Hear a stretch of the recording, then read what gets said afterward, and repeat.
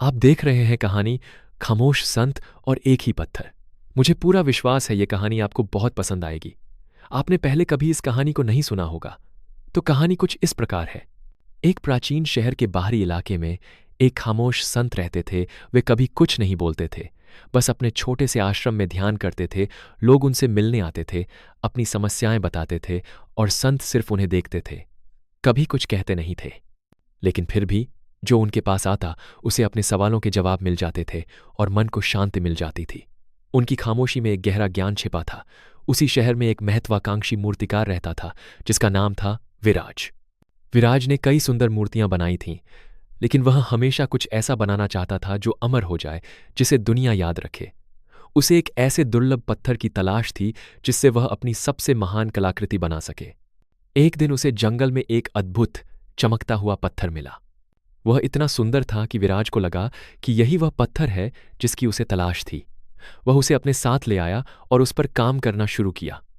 उसने हफ्तों तक, महीनों तक उस पर मेहनत की, उसे तराशा, उसे पॉलिश किया, लेकिन उसे लगा कि वह अपनी कल्पना को उस पत्थर में ढाल नहीं पा रहा था।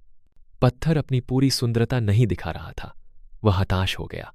आखिरकार जब वह पूरी तरह से थक गया और उसे कोई रास्ता नहीं सूझ रहा था, उसने खामोश संत के बारे में सुना और सोचा कि शायद संत उसकी मदद कर सकें।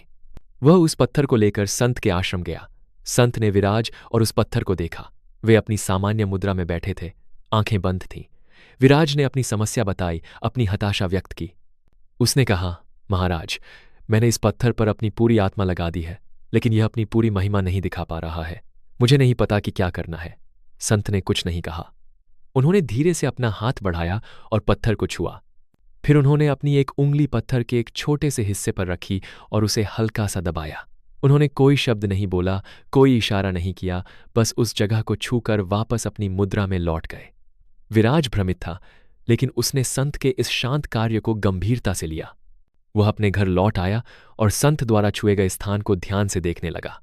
उसे लगा कि उस जगह पर पत्थर की एक पतली, अवांछित परत है जो उसकी असली चमक को छिपा रही है। उसने बहुत सावधानी से उस परत को हटा दिया। जैसे ही वह परत हटी, पत्थर चमक उठा। उसकी आंतरिक सुंदरता, जो अब तक छिपी हुई थी, बाहर आ गई। वह एक साधारण पत्थर से एक दिव्य कलाकृति में बदल गया था। विराज खुशी से झूम उठा।